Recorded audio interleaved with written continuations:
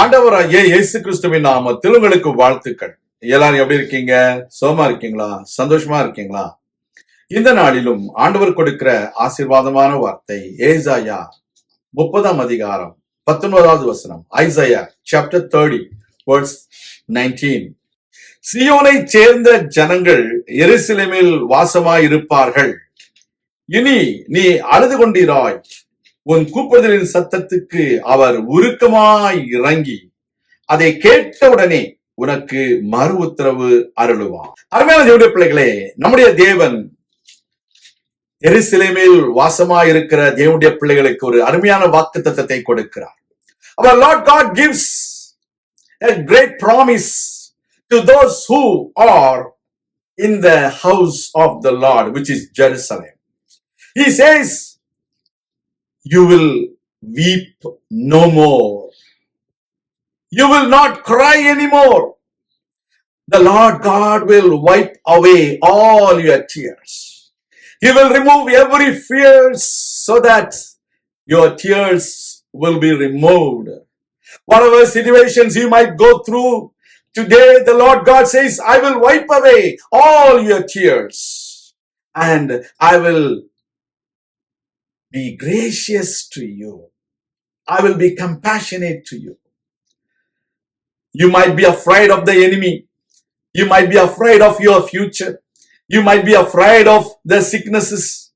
Or you might be afraid of the report that you received from the doctors.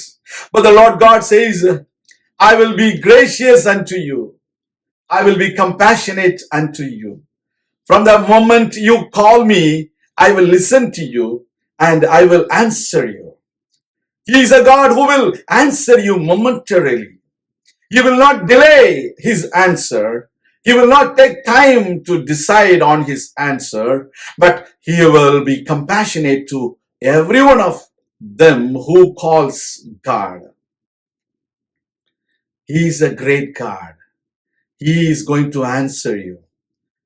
கர்த்தருடைய பிள்ளைகளே, கர்த்தர் உங்கள் கூப்பிடுதலின் சத்தத்திற்கு உடனடியாக அவர் மறு உத்தரவு கொடுப்பார். உடனடியாக மறு உத்தரவு கொடுப்பார். எந்த சூழ்நிலையில நீங்க இருக்கீங்களோ தெரியாது. ஆனா கர்த்தர் உங்களை அறிந்திருக்கிறார். உங்களுடைய கண்ணீரை துடைப்பார்.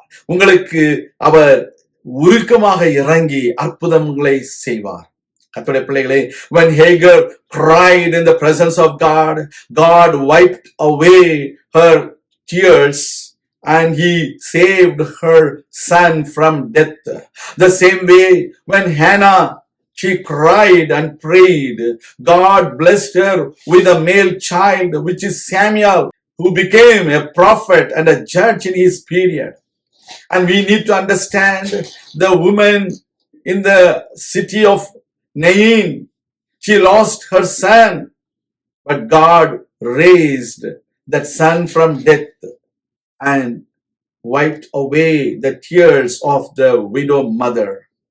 கர்த்தருடைய பிள்ளைகளே, நாயின் ஊர் விதவையுடைய மகனை, மரித்த மகனை அவர் உயிரோடு எழும்ப செய்தார். இன்றைக்கு உங்க வாழ்க்கையில அற்புதங்களை செய்வார். அந்நாளுக்கு கண்ணீரை துடைக்கும்படியாக ஒரு குழந்தையை கொடுத்து ஆசீர்வதித்தார். இன்றைக்கு உங்க வாழ்க்கையில குழந்தை இல்லாத சூழ்நிலையில அவமானத்தை நீக்கும்படிக்கு ஒரு அற்புதத்தை செய்வார். நான் உங்களுக்காக ஜெபிக்கிறேன். நலமின் பரலோக பிதாவே, உடைய பிள்ளைகள் எந்தெந்த சூழ்நிலையில இப்பொழுது அழுது கொண்டிருக்கிறார்களோ, இனி நீ அழுது கொண்டிராய், இனி நீ அழுது கொண்டிராய் என்று சொல்லுகிற தேவனே, அவர்கள் கூப்பிடுகிற சத்தத்திற்கு உடனடியாக நீர் பதில் கொடுப்பேன் என்று சொன்னீரே, மறு உத்தரவு கொடுப்பேன் என்று சொன்னீரே, நல்ல செய்தியை கொடுப்பேன் என்று சொன்னீரே. உடைய பிள்ளைகளை ஆசீர்வதியும். அவர்கள் மேன்மேலும் ஆசீர்வாதமாயிருக்க நாசரேயனாகிய இயேசு கிறிஸ்துவின் நாமத்திலே ஜெபிக்கிறேன் நல்ல பிதாவே, ஆமென். கர்த்தர் தாமே உங்களை ஆசீர்வதிப்பாராக. ஆமென்.